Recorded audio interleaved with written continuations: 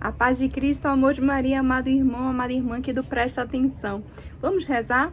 Hoje, dia 26 de agosto, nós estamos de 2022, 21ª semana do Tempo Comum, sexta-feira. Vamos lá? Pelo sinal da Santa Cruz, livre-me Deus Nosso Senhor dos nossos inimigos, em nome do Pai, do Filho e do Espírito Santo. Amém. Vinde, Espírito Santo, sobre os nossos corações, nossas mentes, nossos olhos, nossos ouvidos, nossa boca, até o nosso respirar. Tudo venha de Deus e volte para Deus. Amém. Vamos lá rezar hoje? Primeira leitura, primeira carta de São Paulo aos Coríntios, capítulo 1, versículos de 17 a 25. Irmãos, de fato, Cristo não me enviou para batizar, mas para pregar a boa nova da salvação, sem me valer dos recursos da oratória, para não privar a cruz de Cristo da sua força própria. A pregação a respeito da cruz é uma insensatez para os que se perdem, mas para os que se salvam, para nós, ela é poder de Deus. Com efeito está escrito: destruirei a sabedoria dos sábios e frustrarei a perspicácia dos inteligentes. Onde está o sábio? Onde o mestre da lei? Onde o questionador deste mundo? Acaso Deus não mostrou a insensatez da sabedoria do mundo? De fato, na manifestação da sabedoria de Deus, o mundo não chegou a conhecer a Deus por meio da sabedoria. Por isso, Deus ouve por bem salvar os que creem por meio da insensatez da pregação. Os judeus pedem sinais milagrosos, os gregos procuram sabedoria. Nós, porém, pregamos o Cristo crucificado. Escândalo para os judeus e insensatez para os pagãos, mas para os que são chamados, tanto judeus como gregos, esse Cristo é poder de Deus e sabedoria de Deus. Pois o que é dito insensatez de Deus é mais sábio do que os homens, e o que é dito fraqueza de Deus é mais forte do que os homens. Palavra da salvação, palavra do Senhor, graças a Deus. Amados irmãos, amadas irmãs, então aqui, São Paulo, ele era capacitado por Deus, para ser um grande discípulo, e assim o foi, Ele foi assim, ele de perseguidor passou a ser perseguido, em nome de nosso Senhor Jesus Cristo. E ele saiu pregando. Essa carta é para os irmãos que moram em Corinto, uma cidade de lá. Olhem só, amados irmãos, então, o que aqui essa carta ela diz? Que você pregar a cruz de Cristo é um grande desafio. Naquele tempo era um grande desafio, porque somente os grandes os grandes marginais eram crucificados. Era a maior punição para eles serem crucificados. Então Cristo, ele foi crucificado, por nós, pelos nossos pecados. Então pregar a cruz era pregar a derrota, e a derrota de uma pessoa que merecia aquela derrota. Então era uma insensatez, Só que o Senhor Deus, ele não é deste mundo, minha gente. Ele luta contra todas as vertentes que o mundo prega. Então, olha só. Então, a maior sabedoria do mundo seria menor se houvesse insensatez em Deus. Vocês entenderam? A dimensão da sabedoria de Deus, ela é infinita. O Senhor Deus, ele é puro e santo, ele só quer o bem. Ele fez tudo que ele fez, tudo que ele faz, tudo que ele fará, é tudo já prevendo, a manifestação da salvação vitoriosa do seu Filho, porque ele voltará, ele terá uma segunda vida. É isso que nós, batizados, precisamos anunciar. Anunciar a conversão dos pecados por Cristo Jesus, não pela sabedoria, não pelo mundo, não pelo maligno, nem pela nossa concupiscência, mas sim pela cruz de Cristo.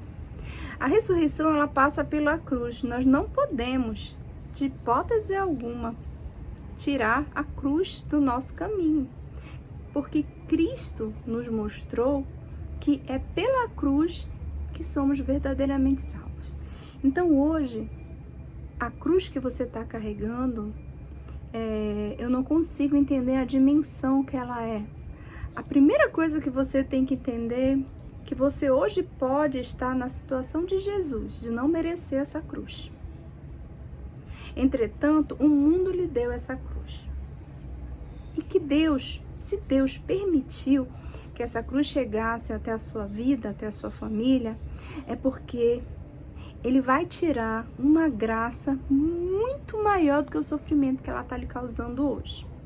Então, creia, meu amado irmão, minha amada irmã, que a ressurreição da sua família acontecerá.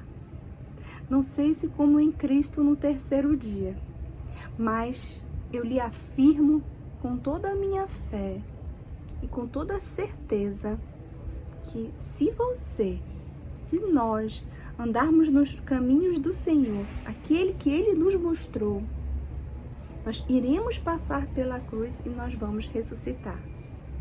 Já aqui na terra e muito melhor ainda no céu.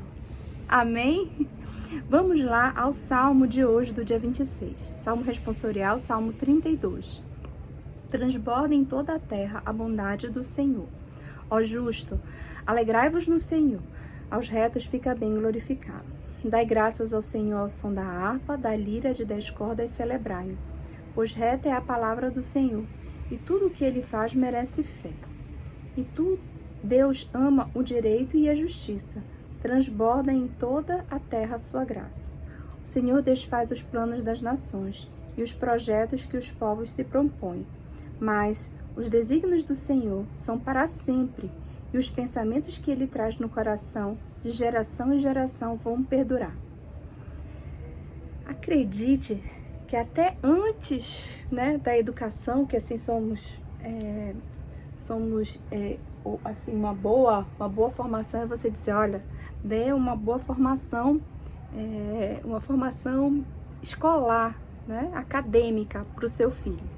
Mas antes dessa formação, a formação que verdadeiramente vai salvá-lo é a formação cristã. É essa que é a verdadeira formação, a primeira. Não estou desmerecendo e excluindo a outra. Eu estou só dando o verdadeiro grau da importância de você formar cristamente os seus filhos. Então, como é que você pode formar seus filhos, amado irmão, amada irmã?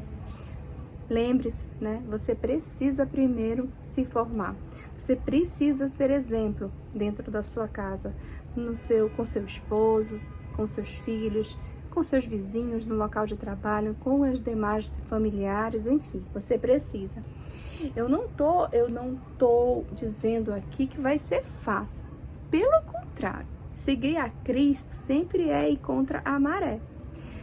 Talvez você, como acontece muito comigo, sermos excluídos. É muito comum. Na minha família, eu, meu esposo e meus filhos sermos excluídos por seguirmos a Cristo. Verdadeiramente, por termos verdadeiros valores cristãos. Mas isso, embora que o nosso lado humano sofra, mas isso só engrandece o nosso lado cristão. Só nos deixa dizer que nós estamos indo pelo caminho certo. Cada vez que um convite não chega, cada vez que somos excluídos de algumas reuniões, cada vez que deixam a gente de lado, isso dentro do seio familiar, isso dentro da igreja, isso dentro dos amigos, isso dentro das pessoas que às vezes a gente mais estima. Glória a Deus nos mais altos dos céus, porque verdadeiramente nós estamos sendo um bem-aventurado em nome de Cristo. Nós estamos sendo excluídos e nós estamos sendo eliminados da vida de várias pessoas por seguir a Cristo, em nome de nosso Senhor Jesus Cristo. Então, olha, estamos no caminho certo, estamos no caminho da salvação, estamos no caminho da cruz que nos levará à ressurreição. E acredite, Deus nos carrega, Ele não nos desampara. Se Ele tira um irmão, Ele dá 2 irmãos. Se Ele tira um amigo, Ele dá 10 amigos. Se Ele tira uma paróquia, Ele dá uma arquidiocese. Acredite, apenas faça o que você precisa fazer diariamente. segundo Ele nos ensina. Amém? Vamos ao Santo Evangelho, hoje segundo São Mateus, capítulo 25, versículos de 1 a 13. Naquele tempo, disse Jesus aos seus discípulos essa parábola. O reino dos céus é como uma história das 10 jovens que pegaram suas lâmpadas de óleo e saíram ao encontro do noivo. 5 delas eram imprevidentes e as outras 5 eram previdentes. As imprevidentes pegaram as suas lâmpadas, mas não levaram óleo consigo. As previdentes, porém, levaram vasilhas com óleo junto com as lâmpadas.